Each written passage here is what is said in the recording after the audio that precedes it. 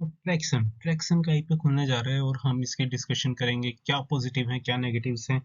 दोस्तों ध्यान रखना, बिल्कुल पॉजिटिव और नेगेटिव्स को दोनों को आपस में स्टडी करना और उसके बाद ही एक डिसीजन लेना, क्योंकि इस आईपीओ में पैसा लगा के फंस सकते हैं आप। तो आखिरी में हम डिस्कस करेंगे ग्रे मार्केट प्रीमियम आज की डेट में क्या चल रहा है और हमें इसमें पैसा लगाना भी चाहिए या नहीं, अगर लगाना चाहिए तो क्या लिस्टिंग गेन, शॉर्ट टर्म या लॉन्ग टर्म, किस पर्पज से लगाना चाहिए। तो मैं इसमें कोशिश करूंगा अनिल सिंघवी सर के एनालिसिस की कॉपी करने की।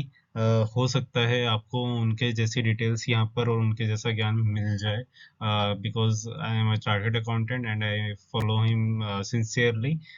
सो एनालिसिस का स्टार्ट करते हैं और सबसे पहले हम इसकी बेसिक डिटेल्स देख लेते हैं। आईपीओ की क्या विशेषताएं हैं। आईपीओ का साइज बहुत ही छोटा सा है, 309 करोड़ रुपीस का। इसके बाद प्राइस बैंड भी बहुत छोटा है, छोटी साइज का आईपीओ है तो 75 टू 80 रुपीस का प्राइस बैंड है। और शेयर का लोट साइज 185 शेयर्स का है। अगर एक लोट की वैल्यू निकाले तो 14,800 रुपीज आपकी वैल्यू इसमें लगेगी। इशू क्लोज होगा 12 अक्टूबर को, 10 अक्टूबर को ये ओपन हो चुका है। और के बाद हम देखते हैं इसके फाइनेंशियल्स के बारे में। फाइनेंशियल्स बहुत ज़रूरी हैं दोस्तों, इनकी इसकी स्टडी करना, क्योंकि ये कंसिस्टेंटली कंपनी लॉस बनाती जा रही है। और अगर आप देखेंगे 31 मार्च 20 में 37 करोड़ रुपीस के रिवेन्यू की जगह इन्होंने 54 करोड़ रुपीस का लॉस कर दिया। उसके बाद 21 में आए तो रिवेन्यू ग्रो हुआ, लेकिन फिर भी 5 करोड़ का लॉसेस चलो कम हुए। लेकिन 31 मार्च 22 में आके 63 करोड़ रुपीस का रिवेन्यू और प्रॉफिट अगर आप देखें तो वो भी लॉस में जा रही है कंपनी, और 5 करोड़ का उस ईयर में भी लॉस कर दिया।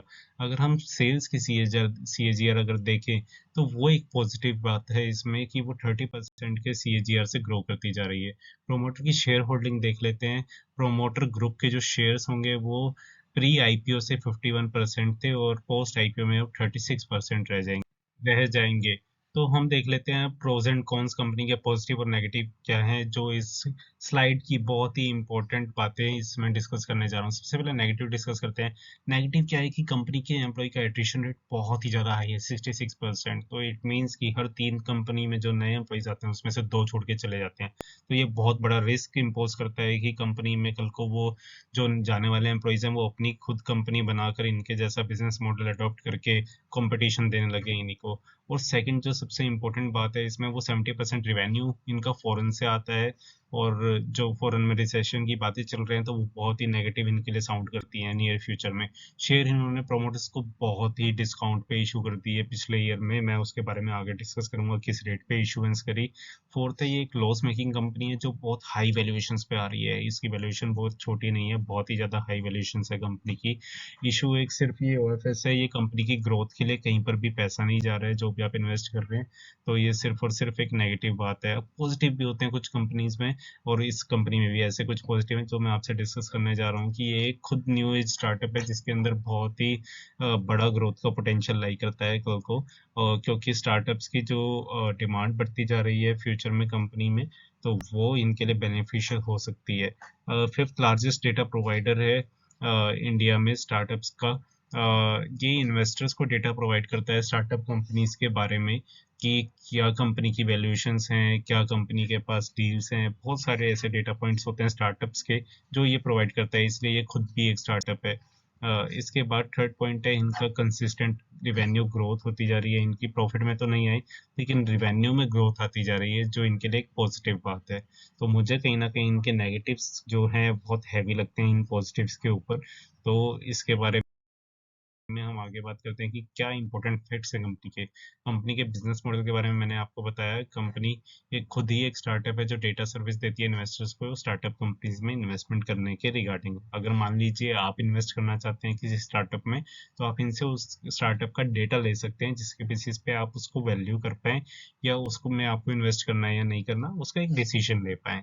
इसके बाद जो सेकंड फैक्ट है वो ये है कि कंपनी ने इशू करे अपने शेयर्स 37 रुपीज़ के ऊपर, प्रोमोटर ग्रुप को ही इशू करे। और ये बहुत ही ज़्यादा डिस्काउंट पे हैं, और ये नियर फ्यूचर में ही जस्ट एक ईयर पहले ही इशू हुए हैं। जबकि अब कंपनी जो आईपीओ साइज लेके आ रही है उसमें 80 रुपीज़ पे ये अपने शेयर्स न्यू इशू कर रहे हैं, शेयर्स बेच रहे हैं। तो ये बहुत ही नेगेटिव साउंड करता है, क्योंकि एक साल में इतनी डबल वैल्यूएशन कैसे हो गई, जबकि इनका सिर्फ एक क्वार्टर में प्रॉफिट आया है, पूरे साल में तो अभी भी इनको बैलेंस शीट में प्रॉफिट दिखाना बाकी है। तो ये बहुत ही जल्दी मचा रहे हैं, मुझे ऐसा लग रहा है कि आईपीओ लाने की। इनके कोई भी लिस्टेड पीयर्स नहीं है कंपनी के, तो इसको कभी हम कंपैरिजन नहीं कर सकते। और आई थिंक सिर्फ इसी बात पर कंपनी इतना हाई वैल्यूएशन डिमांड कर रही है, जो कि कहीं से जायज़ नहीं लगता। अगर ये प्रॉफिट अच्छा बना रहे होते या पास 2-3 ईयर से भी प्रॉफिटेबल ग्रोथ दिखाते, तो हो सकता था कि ये वैल्यूएशन में इनको पैसा मिल जाता, बट मुझे नहीं लगता कि इसके अंदर बहुत ज़्यादा डिमांड आएगी। ग्रे मार्केट प्रीमियम क्या चल रहा है, उसकी बात करते हैं। तो ग्रे मार्केट प्रीमियम दोस्तों अभी ज़ीरो चल रहा है, कोई भी इसमें अभी इंटरेस्ट नहीं ले रहा है इस आईपीओ के अंदर, और मार्केट भी बहुत ज़्यादा वॉलेटाइल है। तो मैं यही आपको बोलूँगा कि इसमें आपको लिस्टिंग गेन्स के लिए भी पैसा नहीं लगाना चाहिए, क्योंकि अभी इसमें लॉस की प्रोबेबिलिटी बहुत ही ज़्यादा है। आईपीओ थोड़ा एक्सपेंसिव है, इन्वेस्टर समझदार हो चुके हैं आजकल, हर कोई इसमें पैसा लगाना नहीं चाहता, अभी रिस्की बिजनेस है। अगर साल 2 साल बाद देखते हैं इसको, अगर ये प्रॉफिट दिखाना चालू करता है अपनी बैलेंस शीट में कंसिस्टेंटली, और रेवेन्यू भी सीएजीआर से 30% सीएजीआर से ग्रो करता है, तो हम इसमें पैसा फ्यूचर में डालने का सोच सकते हैं, बट लिस्टिंग गेन्स के लिए मेरा नो है। सो थैंक यू दोस्तों, आपने मेरी वीडियो यहाँ तक वॉच करी। आई होप आपको पसंद आई, और I am thankful to Anil sir कि उनकी तरह मैं वैल्यूएशन करना थोड़ा समझ रहा हूँ कंपनी को। तो अगर आपको लगा हो कि उनके जैसा मैंने कुछ काम किया, तो प्लीज़ इसको लाइक कीजिए और शेयर कीजिए। Thank you so much.